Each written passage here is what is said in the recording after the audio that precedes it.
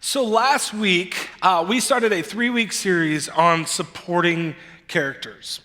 And we talked about this idea that when we take ourselves out of the main character role and step into the supporting character role that we are supposed to be in, that then we see Jesus for the lead that he is. And so this week, we're gonna continue that, but I wanna talk about one of my favorite stories of supporting characters from the Olympics this year, okay? Today is the last day of the Olympics. It is all kind of wrapping up, and I follow it. I don't know if your family is like me, but we have had the gold medal channel on constantly. Anyone else following every single, just a few, okay? Here's the thing. The thing I love about the Olympics is all of these niche sports that I have never heard of but become incredibly passionate about for 2 weeks every 4 years, right? There was this new sport this year called kayak cross. Okay, let me explain this to you. This is a full contact kayak race. They drop off of a platform and they race. And at one point in time in the race, they have to do a barrel roll in their kayak and continue on. This should not exist, but it does, and it's in the Olympics. And I find that incredibly compelling. Or I think most of us probably saw stuff about breakdancing this week, for whatever that is worth, okay? There are lots of things out there about the breaking competition, as they called it, at the Olympics, but yeah, we just won't say too much of that. I'm not gonna, take time to show you all my b-boy moves, because I've got none. There's no cardboard up here for me to spin on or anything like that. But every year, every time the Olympics roll around, we start to find out about these sports. There's a speed climbing. A guy set the record for climbing this climbing wall in 4.74 seconds. He climbed that wall faster than I could have ran the same distance. It was incredible. And see, every 4 years, characters come out of the woodwork, people we have never heard about before, but they become minor celebrities. The last Olympics, there was this girl named Ilona Maher. She plays for the Olympic Rugby Sevens team. And on TikTok, Instagram, all these different platforms, she became this person that everyone knew. And this girl will truck people.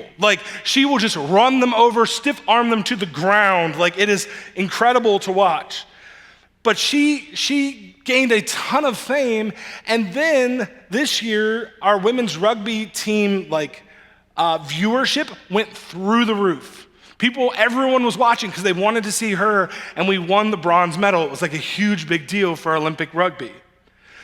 But there's a character from this year's Olympics that 2 weeks ago, no one really knew who he was, but now probably all of us have seen him or heard of him to some extent. And his name is Steve. Steve, and I'm gonna butcher this last name, but it's Nedorosik, okay, or something like that, is on the US men's Olympic gymnastics team.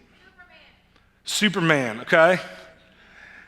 Steve, we know about the women's gymnastics team. Typically we know who the women's gymnasts are because our women's gymnastics team is very, very competitive. We have won gold a number of times. We normally have, Simone Biles has just crushed everybody for years. She has the little goat pendant that she wears. So we know about Simone Biles and Jordan Childs and Suni Lee and all of them and all the things they've done. It's amazing. But our men's gymnastics team doesn't get nearly the same level of coverage because, to be fair, they're just not at the same level as our women's gymnastics team. But this year, we had a team that looked like they had hopes of medaling. And so there was a reason to pay attention to men's gymnastics because our team was pretty solid. And so as you followed the team competition, you had these people doing all these incredible things on the parallel bars, the high bar, doing the whole crucifix hold thing on the rings. It's just incredible what these people can do.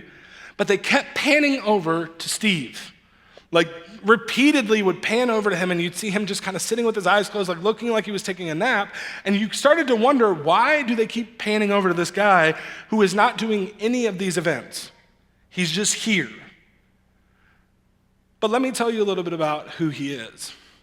See, Steve went to Penn State University and won national championships for Penn State, specifically on the pommel horse.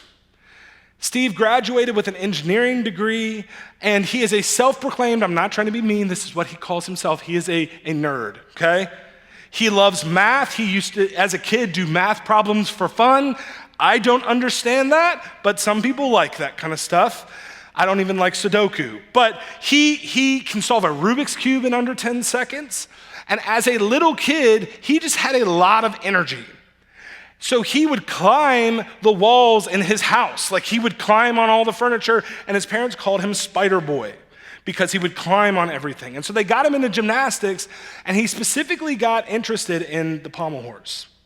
Now, a lot of coaches would tell you pommel horse is not most people's like number one choice of event because the pommel horse is very technical. It isn't as artistic as some of the other ones, but this was something that he just got really into. And he would get in trouble and get sent to the lobby because he was like not focused on anything else, but pommel horse he was super focused on. Something else to know is that he has an eye condition that causes his eyes to be permanently dilated, like all the time. He doesn't even have a driver's license because of his eyesight issues. He had a surgery, it didn't work, and so he suffers with eyesight issues. But here's the cool thing, like he said, pommel horse doesn't require him to see the implement. And so he does it all by feel. He can feel where he is, he can feel the handles, he can do this event. And so the whole time, the announcer started talking as the men's rotation is going through, and it looks like the US team has a chance to medal. They keep talking about how the last rotation was pommel horse. And see, Steve had only qualified for the Olympics in that one single event, which is not something that normally happens, but they had brought him there just for that reason. And so as the last rotation comes through and he is sitting there just resting, relaxing with his Clark Kent glasses on, his time has come. And the judges keep saying, or the people announcing keep saying, he's here for this reason. He's here for this event. He's ready for this, and if he does everything he's supposed to do, then the US will have bronze. Like that was a huge big deal. And so he takes off his glasses and he goes and he starts going through his routine. And if you're like me, I was kind of sitting on the edge of my seat, like worried that any one wrong hand placement, anything, and the medal's gone, right? And so he's there and he's doing his routine, they're talking about all of the complexities that are taking place. And then right as he gets to the end, and he gets ready to dismount, if you look at this picture and you look real close, you can see that he's smiling. Because he knows that he is there, he's on the last move, he's gonna come down, he's gonna stick the landing, and he has done what he has come there to do. He has done the one job, he was there for one purpose. All the other gymnasts did all the other events for the day, but he was there for this one event, and he came and he did exactly what he was asked to do. And so he sticks to the landing and he puts his arms up in the air and everyone goes crazy and his team starts hugging him and the announcers are saying, that locked bronze for the USA, and everyone's so excited. And this guy who is a self-proclaimed nerd engineer who went to Penn State is now famous. He was trending on X, like people were talking about him. He's become a meme. They are all over the place. I've posted a bunch of them, but one I saw this week is this one. It says, disciples in the storm, wow, Jesus save us, and then Jesus like resting, right? Like he has become internet famous for one thing. He was there for one reason. And see, what I love about this story is that there are so many of us who feel like we have so little to offer. We look at our skills and abilities, and although we may have some gifts, like we look and say, well, all I have is this much. Like I really don't have, like I'm only really good at this one little thing. And Jesus doesn't need us to be good at every single thing or have every single gift and ability, but we look at other people and we go, if I could just be like them.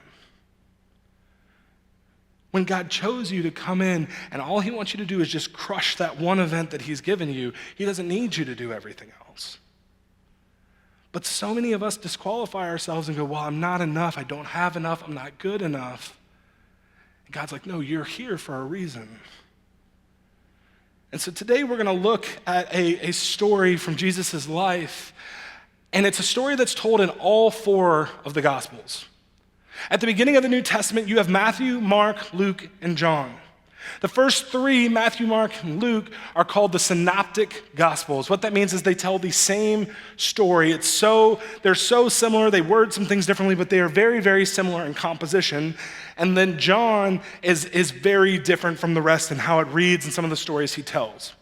And there's a couple thoughts behind that, one of which is John was in Jesus' inner circle, and maybe he just had some things he wanted to say that the others weren't like privy to, or conversations that he was in on that maybe the others didn't hear, weren't a part of. But all of these gospels fit together and mesh perfectly together.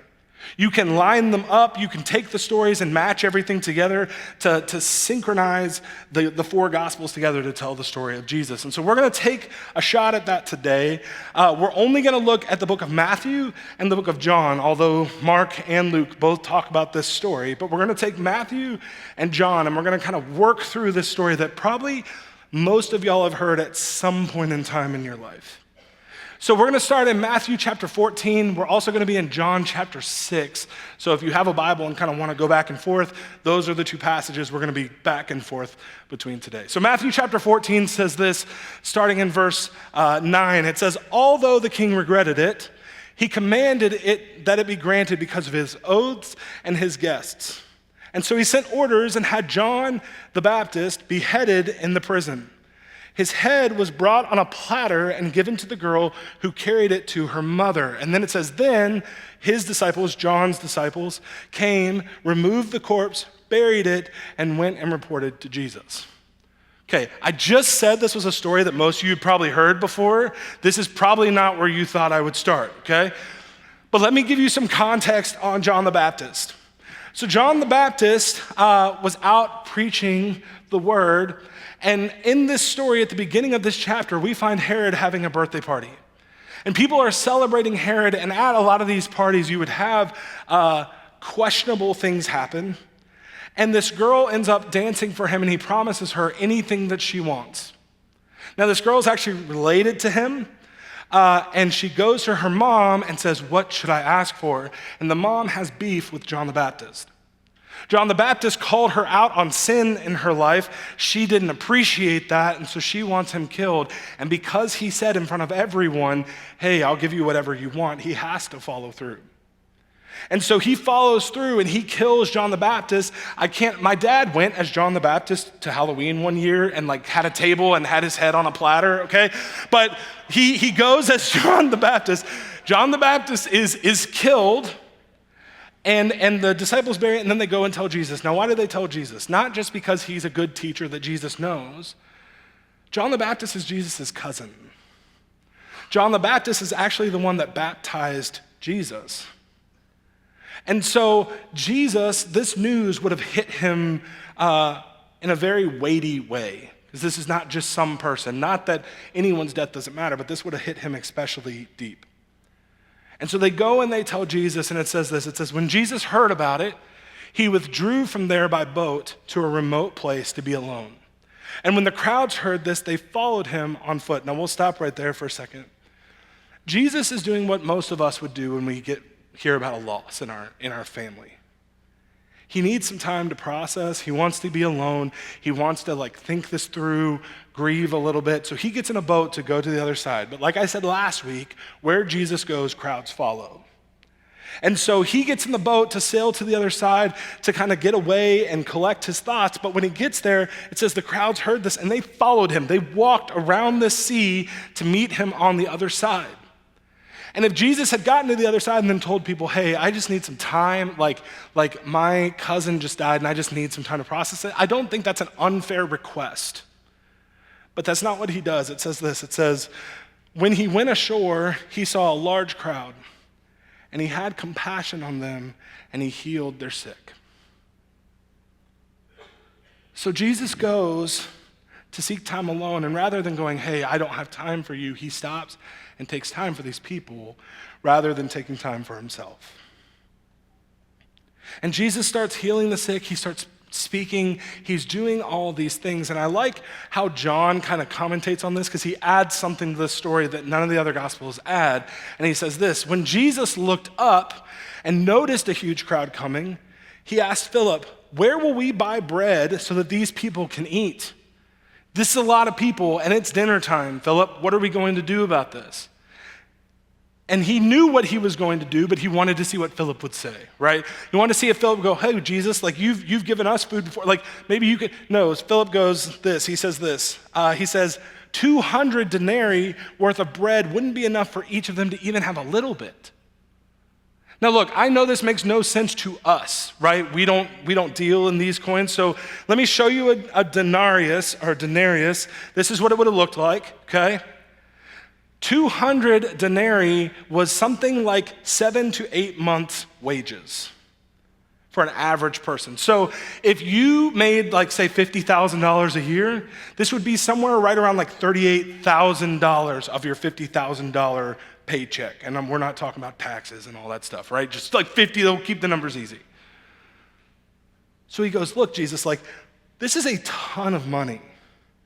And they wouldn't even get like a little bit. Like that doesn't even like give them enough. That just gives them like a morsel. Like I don't know what we're going to do here, but Jesus knew what he was going to do. And so the disciples start like thinking this through and they're like, well, what could we do? Who could we talk to? Like they start like going and talking to people and going, do you have any food? Do you have any food? Can you offer any food? Like we're trying to figure out how we're going to feed all the people. And they come across this little boy. And it says this, it says, there's a boy here who has 5 barley loaves and 2 fish. But he says what all of us are thinking, but what are they for so many? Let me put this crowd in perspective. It says that there were 5,000 men. Scholars estimate that this crowd was between 10 and 20,000 people, because if you take the men and you add women and children, you're looking at a much larger group. Now look, 5 loaves and 2 fish is not enough for 5,000, let alone 10,000 or 20,000, right? And so it's almost kind of, if you're the disciple going to tell him this, it almost feels kind of foolish to even mention that this food is there. Like it makes such a small dent in what's taking place that why even bring it up? But I want you to put yourselves in the shoes of the character that I want to focus on today, and it's this little boy. Think about this boy in the crowd with Jesus. See, he was probably brought with his mom. And if you're like my kid, he might not have been super excited to go stand in the heat for however long listening to someone talk. And of course they packed snacks, because you don't go anywhere with kids without a bag of snacks. Now, fish and bread would probably not be my kid's first choice, but back then, this would have been pretty normal. And as this kid is standing there, he starts to watch this preacher, this guy, Jesus, talk and heal people. And I'm sure he's looking at his mom and he's looking at what's taking place, and like it's probably pretty amazing to see this guy doing all these miracles, and he's never really seen anything like this before. But dinner's coming. And he's looking in his little lunchbox and he's going, look, we only have a few fish and a few loaves left. Like there's not a whole lot here to eat. Can we like go home and cook some chicken nuggets, right? Like, and his mom is just so glued into what Jesus is doing. And so when they start walking around and asking, does anyone have food? I'm sure there's a part of him that goes, no, I packed this. This is my food. Like, if I give this away, what good is this? Like, this is going to do nothing. Am I just giving it to you because you're hungry? Like this is my food. But he tells the disciples, yeah, here you go. Like, I've got something. I don't know that this is very much. Like, this is not going to go very far, but it's something. And so they take it to Jesus and they say, like, here, like, this boy has, a couple loaves, a couple fish, but this isn't going to do anything in this big crowd. And I'm sure the boy is just super curious of what's going to happen. And Jesus does this. It says, Jesus said, have the people sit down. And there was plenty of grass in the place, so they sat down. Now, it says the men numbered 5,000. The other gospels say they broke them into groups of 50, kind of like lunch tables, right? Like giant lunch tables. And they sit them around. There's about 5,000 men, like I said, 10 to 20,000 people. And it says this, it goes on and says, then Jesus took the loaves, and after giving thanks, he distributed them to those who were seated, so also with the fish, as much as they wanted. I can imagine this little boy watching Jesus break his little loaves and just start handing them out. Loaf number 1, loaf number 2, but they just keep coming.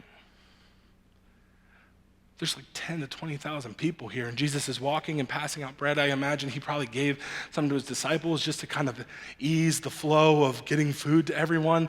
He's handing out fish, he's handing out bread all over this giant crowd. Now look, if you're like me, I got down a research rabbit hole this week.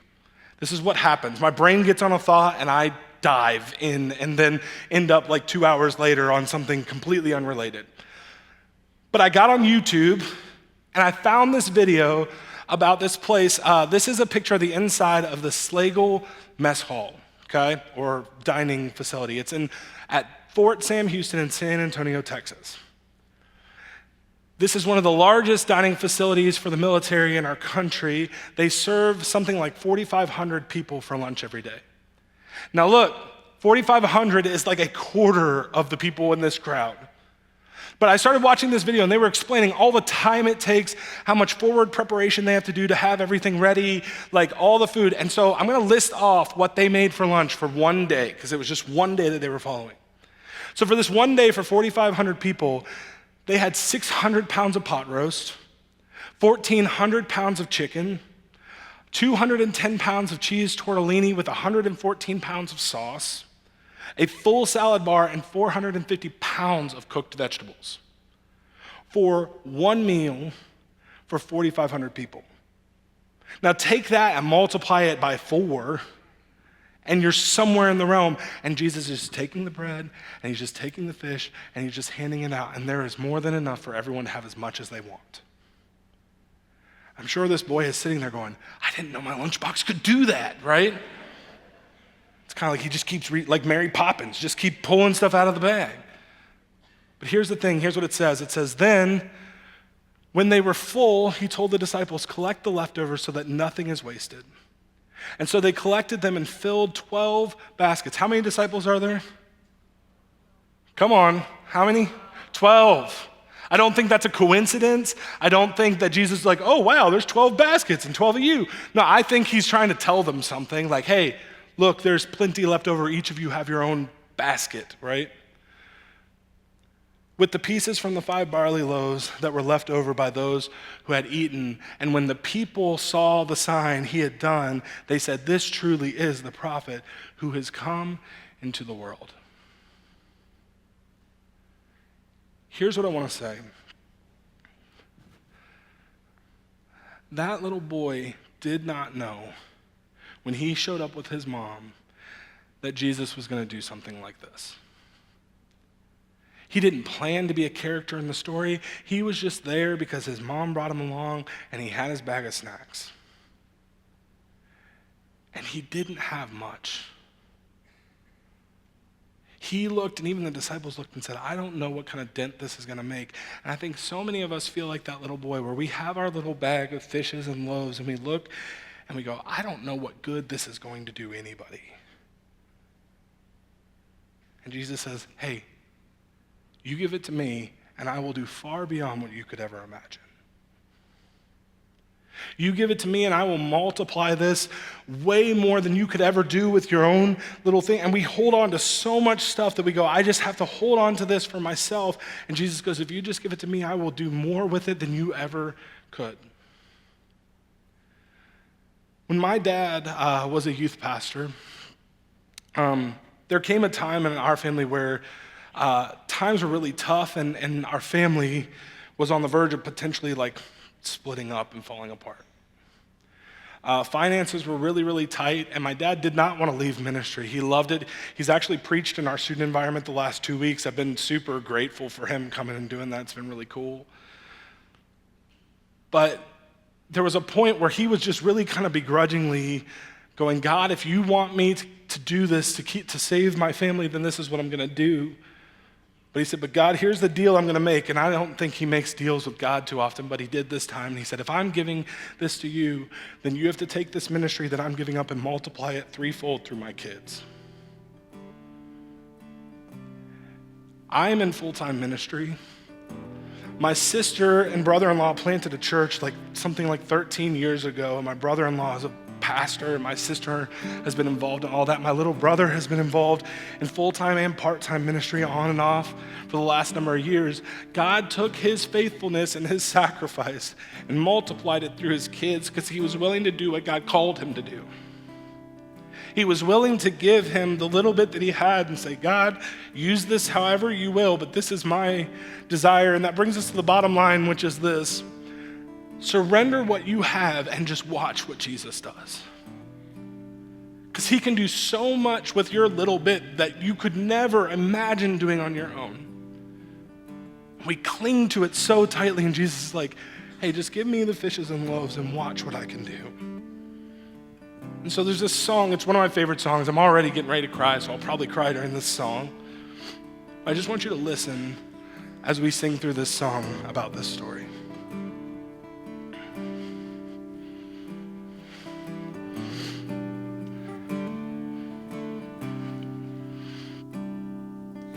Boy, he could preach.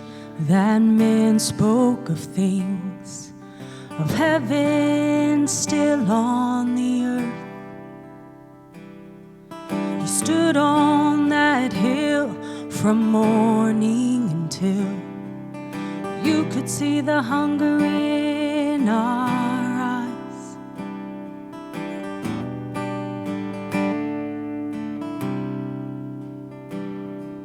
I turned to my mama, asked what should we do? All we have are morsels left. But something told me that my mama believed this preacher could use it more than me. Oh, I'm trying to let go. My heart isn't easy, but I give you control. I know it's not much, but I know what I owe. So I give you all of my fishes and loaves.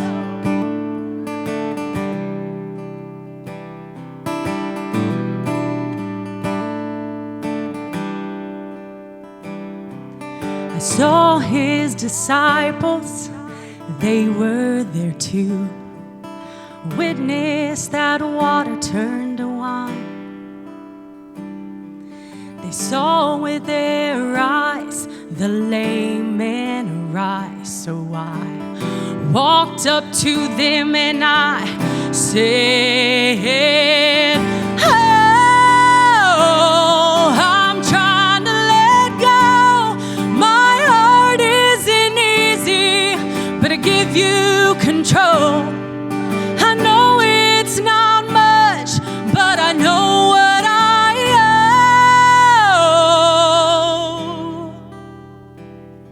owe. So I give you all of my fishes and loaves.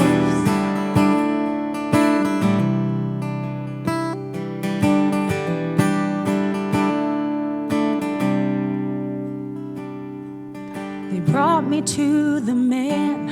I put the food in his hands and I held back my questioning thoughts.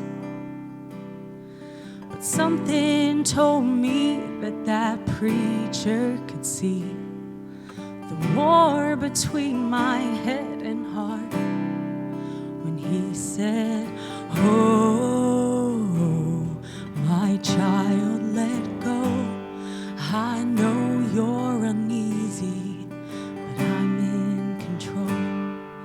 I don't need that much for me to show.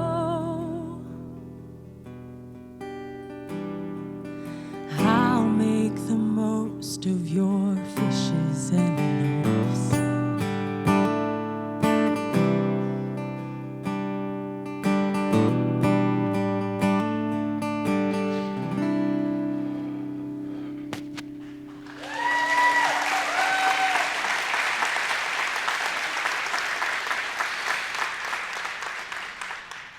I love how at the end of the song,